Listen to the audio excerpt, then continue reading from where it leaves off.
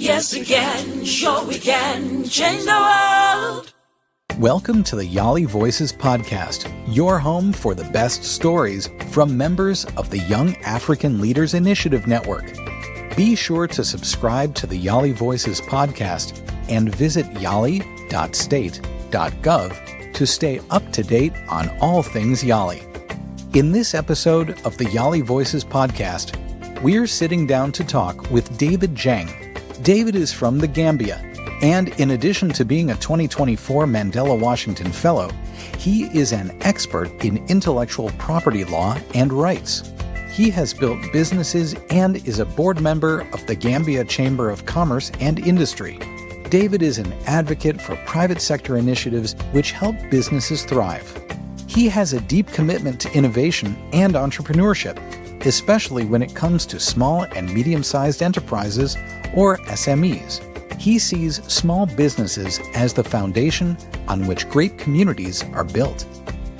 David, welcome to the YALI Voices podcast. This is the podcast produced by the YALI Network that allows YALI Network members to tell their own story in their own voice. So I welcome you to the show, and I hope that we're able to have a good conversation about the work that you are doing in the Gambia. Thank you very much, Bob. It's a pleasure to be here. It's a pleasure meeting you, and greetings to all listeners and viewers. My name is David Jeng. I am from the Gambia, the smiling coast of Africa. I was born and raised in the capital city of the Gambia called Banjul. It's a place so dear to my heart where I grew up. Community that is so much loving, a lot of empathy, a lot of motivation, and so I loved it. My family, it's there. My friends went to school there, so it's a place I still live and love. Basically, from school, my first degree is in marketing and finance from the University of the Gambia. I also have a master's in intellectual property. But I've been in the space of innovation and entrepreneurship throughout my career. I started at an innovation center, which was the first business incubation center in Gambia, called Startup Incubator. I've worked there. From there, I've gone through also multiple, which was a U.S. Department-funded project by the U.S. Department of State through the U.S. Embassy in the Gambia. I furthered my career by setting up a company called Bliss Executives, which is a management consulting company that is focused on different aspects from, training, capacity building, investment, intellectual property. I also serve as an international consultant for WIPO, where we look at issues around intellectual property across the continent. And I also serve as a managing director for Chapman Express. It's a financial service company that is providing fintech solutions to the Gambian population. And I also sit on the board of the Gambia Chamber of Commerce and Industry. So that is me in brief. For a brief introduction, that's quite a lot. Well, I wouldn't say it's a lot because looking at where we come from, the continent of Africa and the Gambia, we have a lot to do.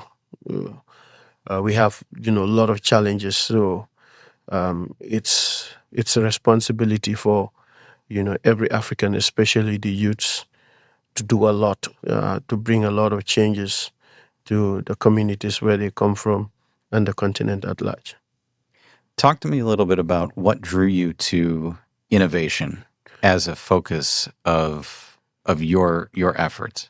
Well, looking at history of many countries, especially the U.S., most people, when you talk of U.S., the first thing, they talk about is,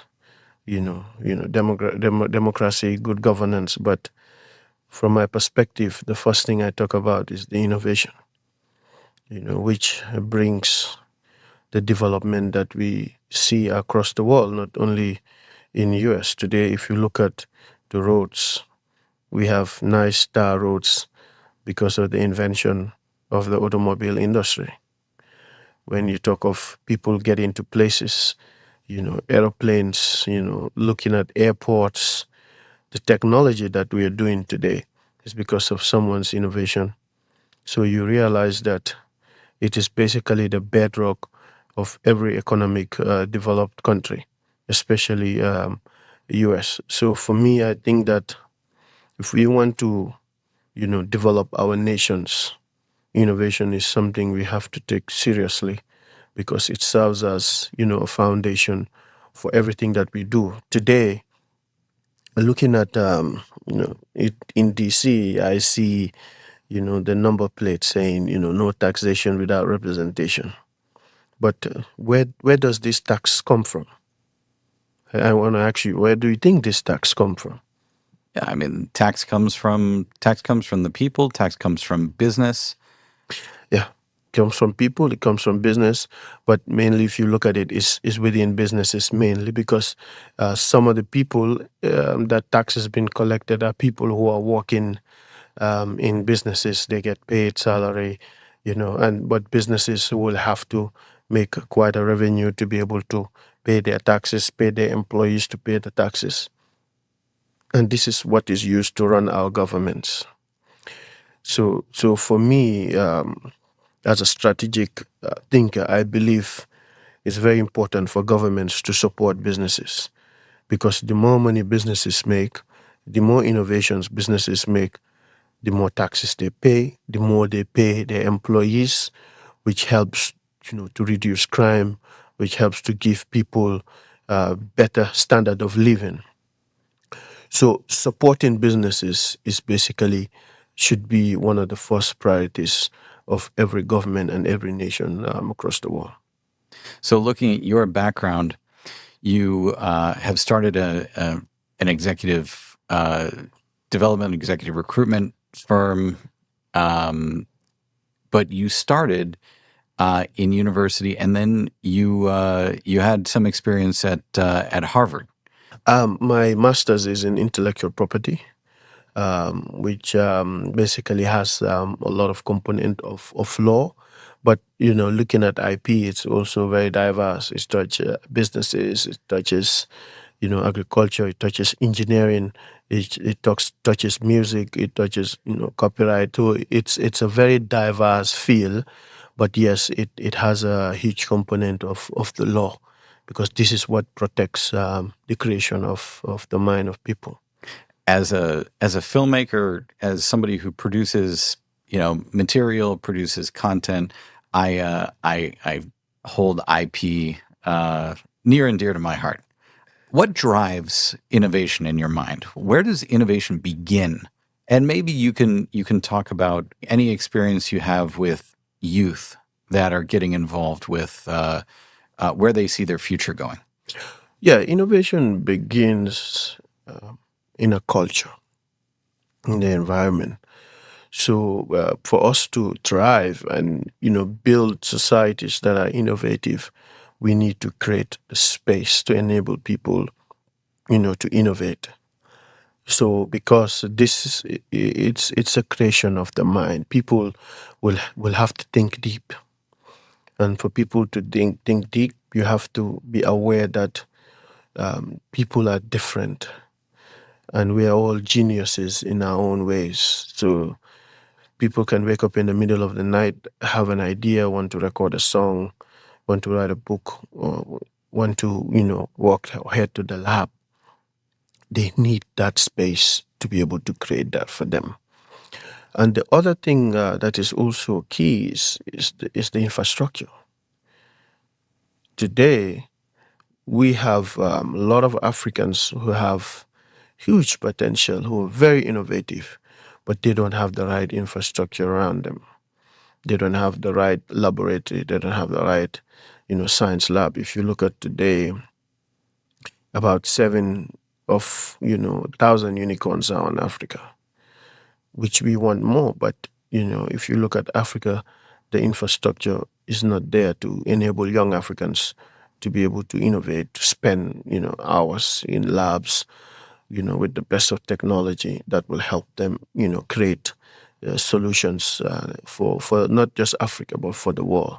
So I think these are two key things, aside others having, the right laws, having peace and stability, having the right political will to ensure that these innovations, reach to market. Because one thing is having the innovation created in the lab or created in your room, created, in your mind, transferred to paper. But the other aspect of it is ensuring that this innovation reaches the right audience, reaches the public. You said two words that I want to follow up on. One was genius, two was unicorn.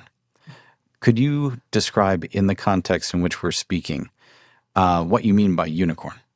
What I mean by unicorn is companies that have $1 billion in valuation. And today, when we talk of the greatest companies, around the world, they have met the criteria. The Microsofts, the Googles, the Amazons, the Teslas. I mean, these are, one in 1,000. But we want these on the African continent. And for this to happen, the environment, the infrastructure, the political will, peace, stability, all these aspects need to be created for Africa to see more of it, because we're the most youthful population. We have the sun, the sea, the land, beautiful countries. We have the people, over 2 billion people. So, our demographics are so, I don't know, how do I put it? Our demographics are so ready to help, companies, grow, with the right, infrastructure and the right tools. There's a lot of potential there. Yes, huge potential. Toward that end, and going back to genius, what can you tell us about the next Einstein Forum? Well, the next Einstein Forum is basically an initiative that believes that Africa has the next Einstein, and the next Einstein is going to, come from Africa. Not only the next Einstein, but the next Abraham Lincoln, the next George Washington, the next Nelson Mandela will come from Africa. To me, geniuses are not just people who create, the greatest of technologies. But remember, those who create the greatest of technologies, the infrastructure and the opportunities they have around them in US, these guys don't have. These guys have less of the opportunities. Even access to electricity, it's a problem to them, which are basic here. Access to internet is a problem for them, which are basic here. Some people, they don't have all of these things, and they were able to, create a huge impact and transform lives of people around them. It's a genius. So this is why I believe that the next big thing is going to come from the African continent.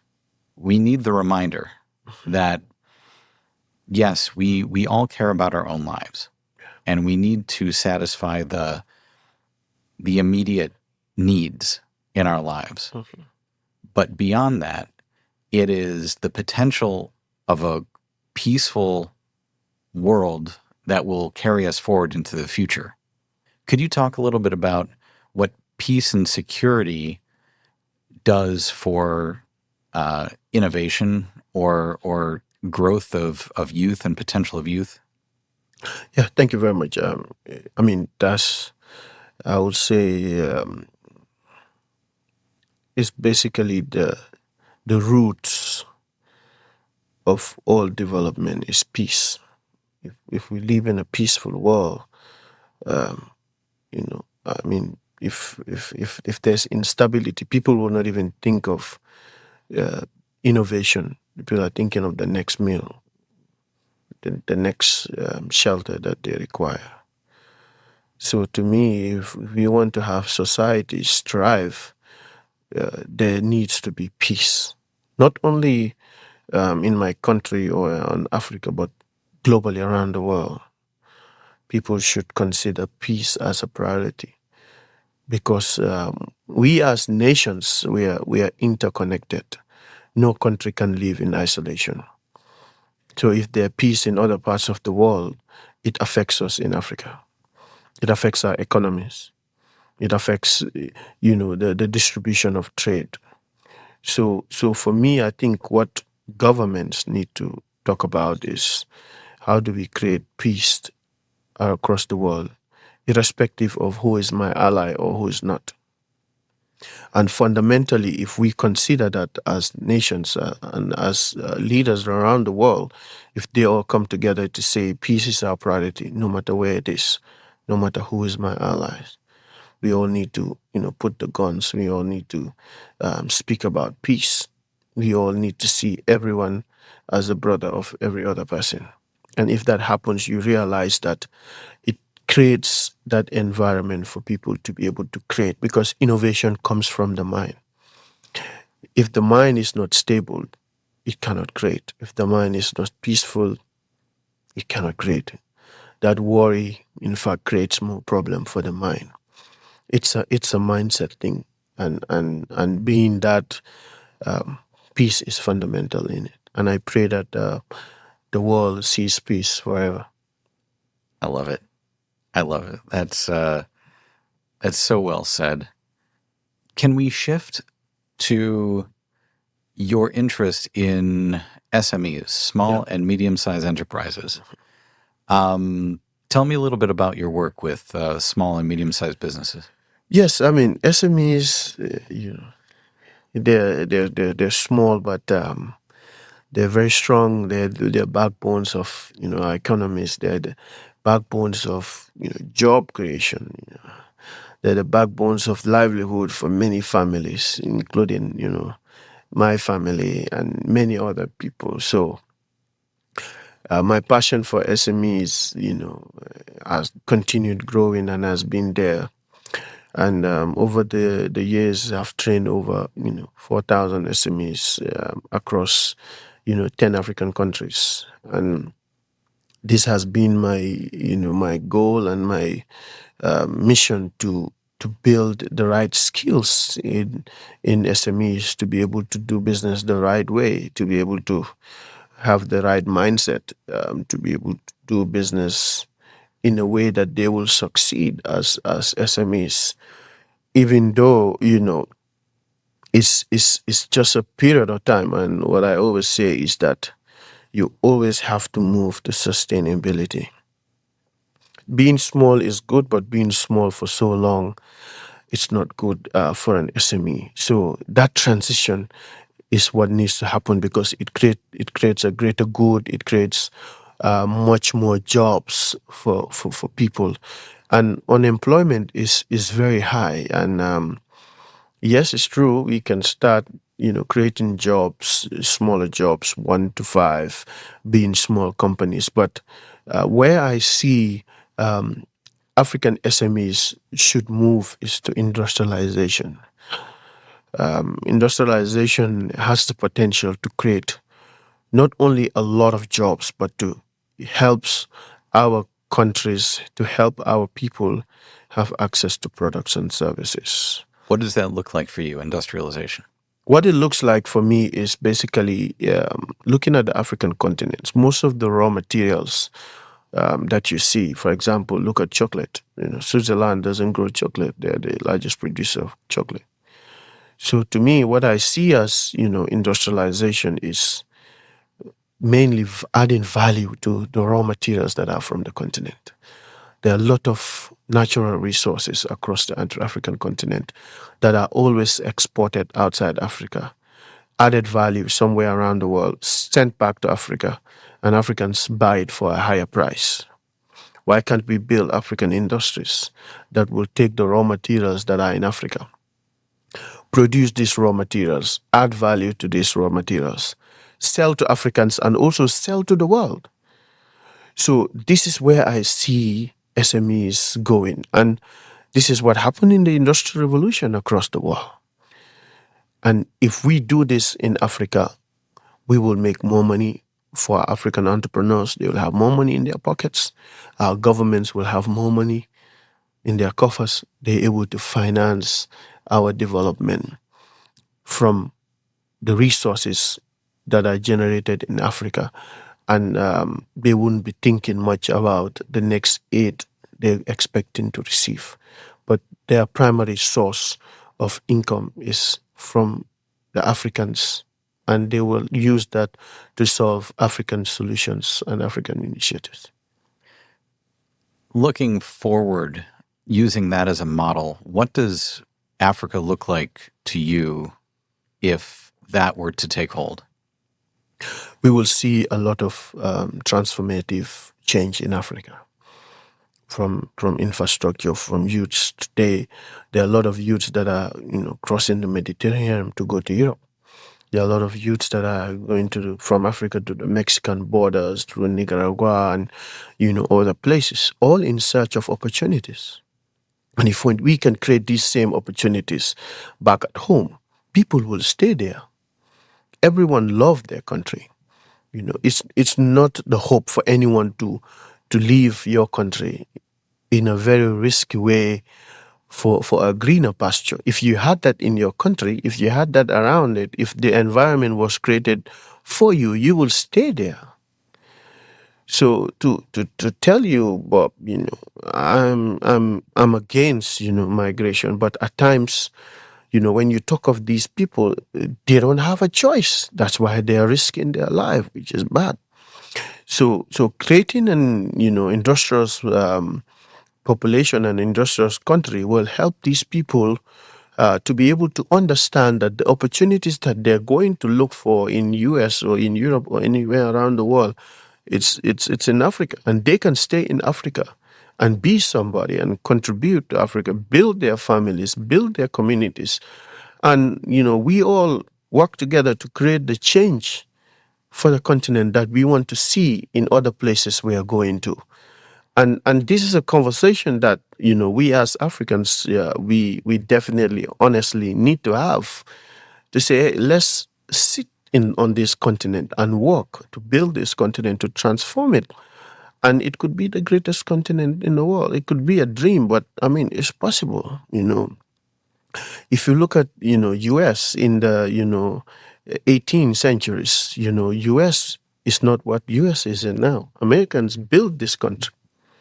America, and many statistics have shown that there were times when life expectancy in US was about 45 years. 10% had access to secondary education, 10% electricity.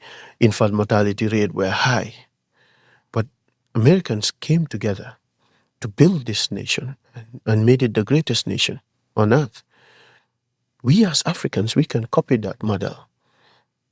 And it will be easier for us because we have somewhere we can look up and see this is how they've done it. This is how, they have learned. This is how they have transformed it. And this is what the program also, the Mandela Washington Fellowship and the YALI Network brings to us.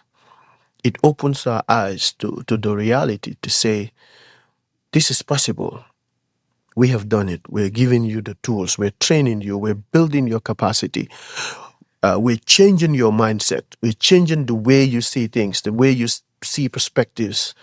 And from that, as young African leaders in three important fields, business, which is the private sector, the three arms of government, the three arms of any country, the private sector, the public sector, and the civil society, coming together, creating leaders and helping them with tools, helping them with the right network to connect across the continent, building very productive relationships and mentors here in the US.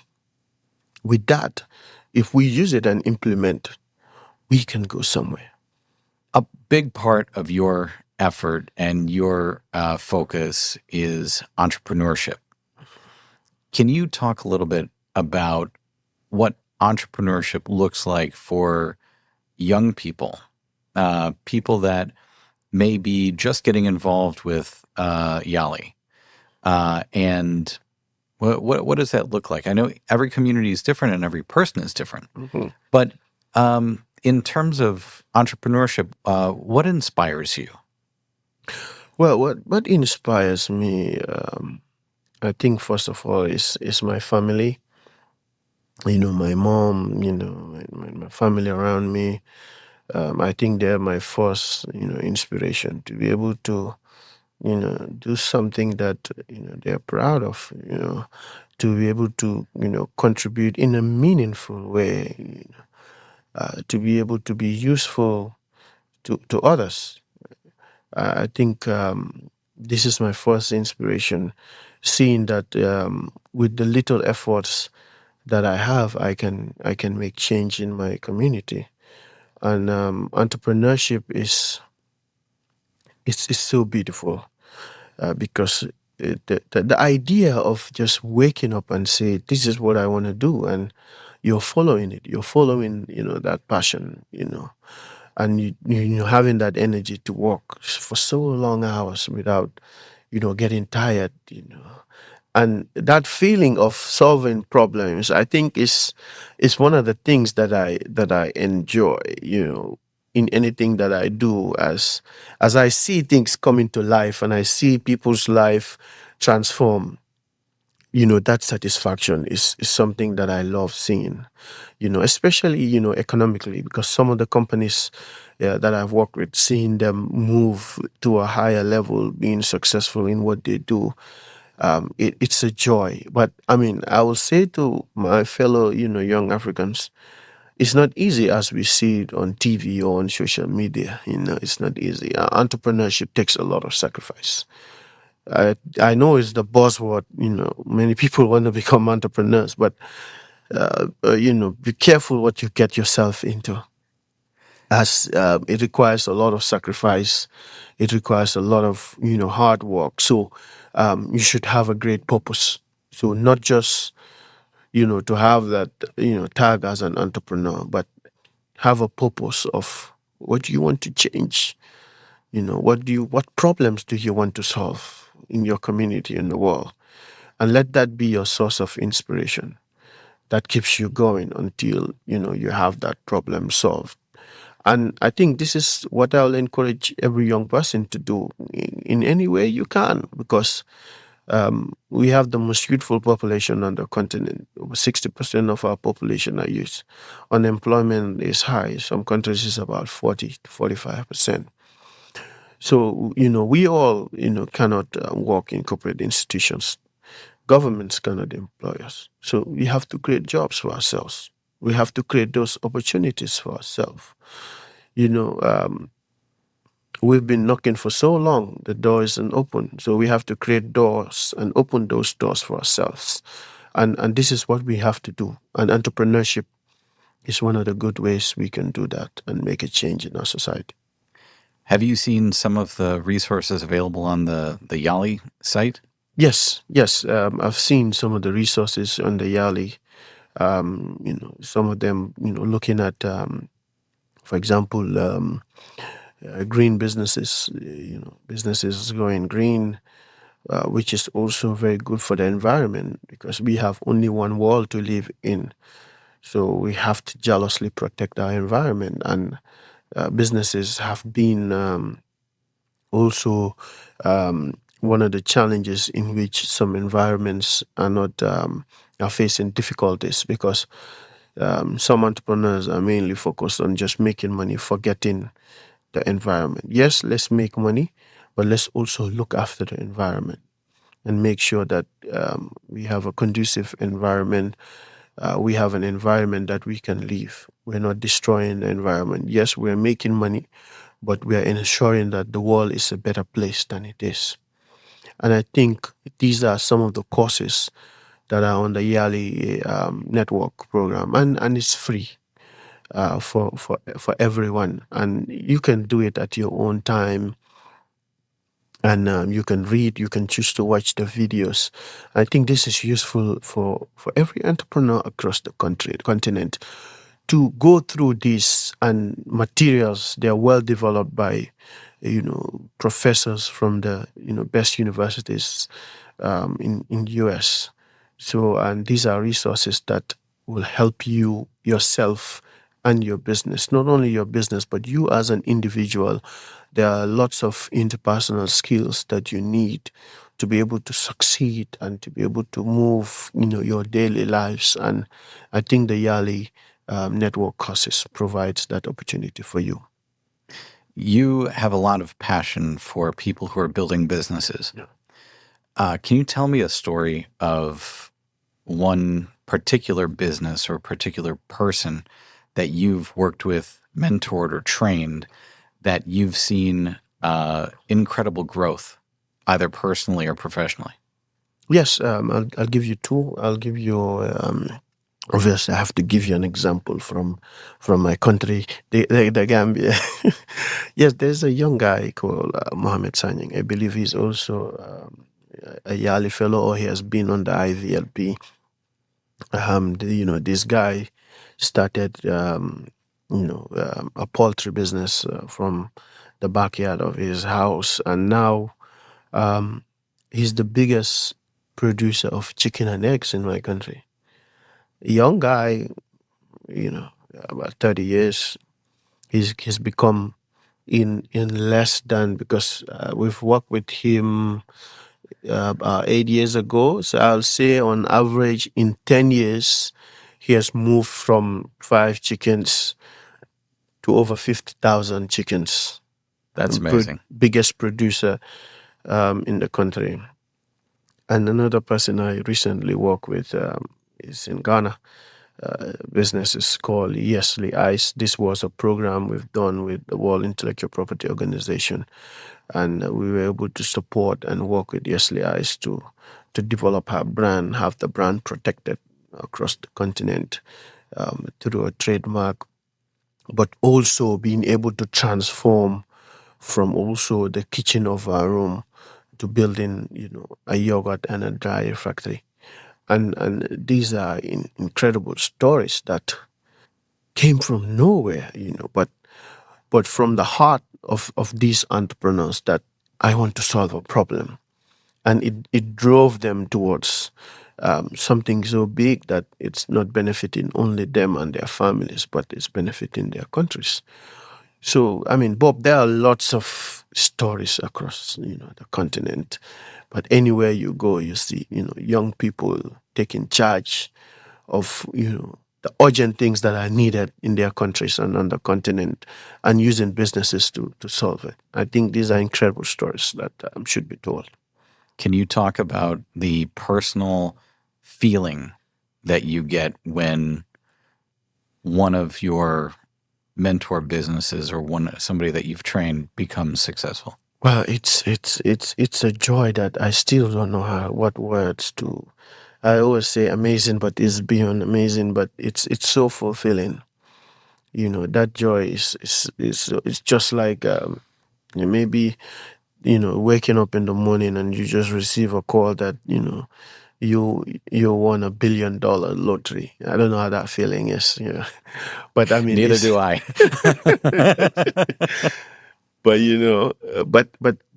to describe it is so fulfilling, from the heart, that you've seen that this person has reached or has achieved self-actualization, and it's through the little support, or it could be 10 minutes, it could be one word, but from there they know that you are part of their journey. It's not you. I was not the one, working, from 9 to 5 or working all through the day, but I just contributed the little knowledge that I know, the little expertise that I have, and I was able to see change.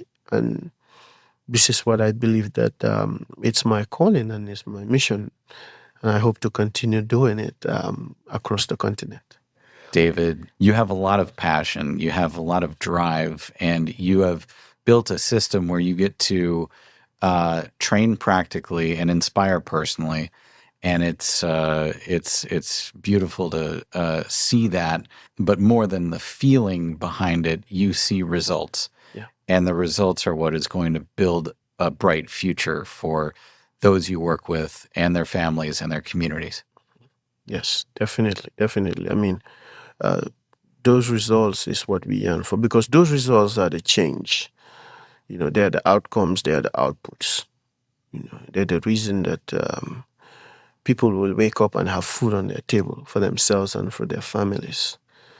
And no one should go hungry. So these are things that, we will continue doing to ensure that, people are empowered economically, because the best way to empower people is to empower them economically. You have a need or want that you want to do. In my local language, there's an artist who said, I'll say it in Wolof for those who can speak well. I'm so lamba sa post faj ko si sa si jalna ligay be there, meaning that if today you want to buy an iPhone, you want an iPhone, but you're not looking elsewhere but in your pocket. The money is there for you to buy the iPhone. Like you dip your hands in your pocket, buy that iPhone and use it.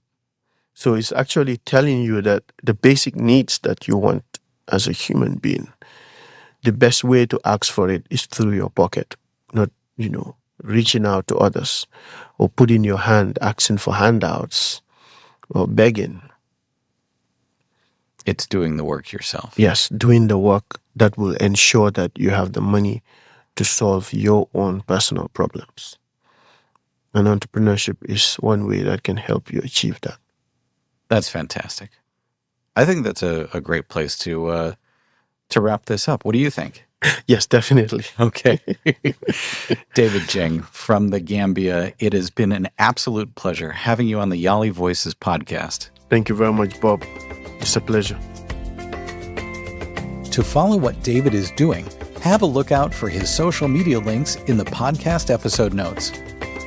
Be sure to come back for more inspiring stories from young African leaders on the YALI Voices podcast.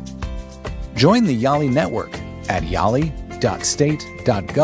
and be a part of something bigger. Our theme music is Ego Happen by Grace Jerry and produced by the Presidential Precinct. The YALI Voices podcast is brought to you by the U.S. Department of State and is part of the Young African Leaders Initiative Network, which is funded by the U.S. government. Yes, we can, sure we can change the world. Yes, we can, sure we can.